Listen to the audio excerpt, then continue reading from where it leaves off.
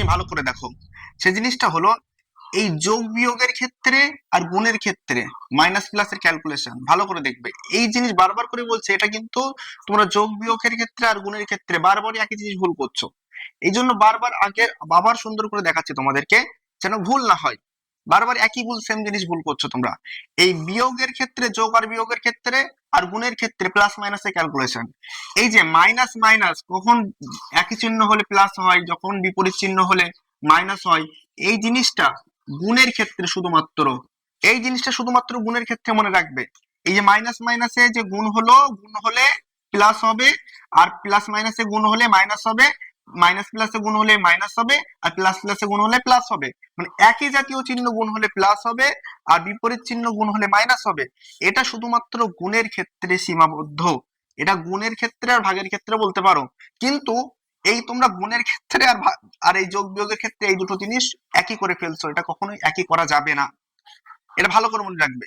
যোগ বিয়োগের ক্ষেত্রে কি করবে, দেখবে এই যে দুটো সংখ্যা আছে, এই দুটো সংখ্যার মধ্যে কোনটা বড়, কোনটা বড় হয়েছে, যেহেতু -8 মাইনাস, এই বড় সংখ্যাটার আগে কি চিহ্ন আছে সেই চিহ্নটা বসিয়ে দেবে। বড় সংখ্যাটার আগে যেই চিহ্নটা আছে সেই চিহ্নটা বসিয়ে দেবে এবং বড়টার থেকে ছোটটা বাদ দেবে। একদম পুরো সিম্পল ক্যালকুলেশন। যোগ বিয়োগের ক্ষেত্রে কি করবে, এই দুটো সংখ্যার দেখবে এই দুটো সংখ্যার মধ্যে কোনটা বড়, আর তার বড়টার আগে কি চিহ্ন আছে, যেহেতু বড়টার আগে মাইনাস আছে এই জন্য আমরা মাইনাস লিখলাম, এই যে আর বড়টার থেকে ছোটটা বাদ দিলাম। একটা হলো। এখানে কি করবে, যেহেতু দুটোই ভিন্ন মানে একই চিহ্ন আছে, দুটোই যখন একই চিহ্ন থাকবে তখন সেই চিহ্নটা বসিয়ে দুটো চিহ্ন যোগ করবে। 8 আর 5 কত হয়, 13।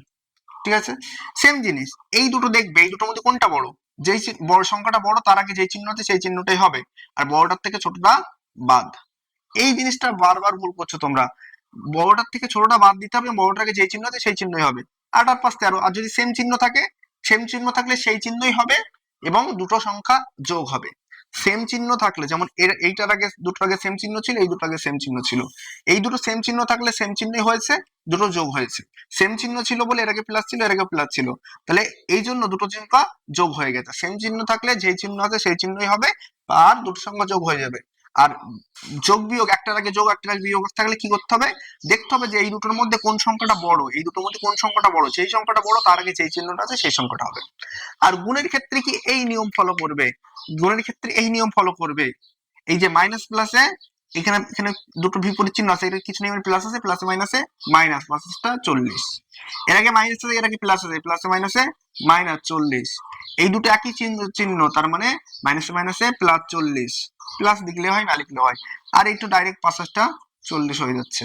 জিনিসটা ভালো করে খেয়াল করবে, এই যে সূত্রটা, এই সূত্রটা কিন্তু শুধুমাত্র গুণের ক্ষেত্রে, এটা যোগ বিয়োগের ক্ষেত্রে তোমরা করবা না। এবং তোমাদের কিছু বাড়ি প্র্যাকটিস শিট দিচ্ছে, এই প্র্যাকটিস শিটগুলো ভালো করে প্র্যাকটিস করো, তাহলে দেখবে যে এই ক্যালকুলেশন রিলেটেড আরো কোনো সমস্যা থাকবে না।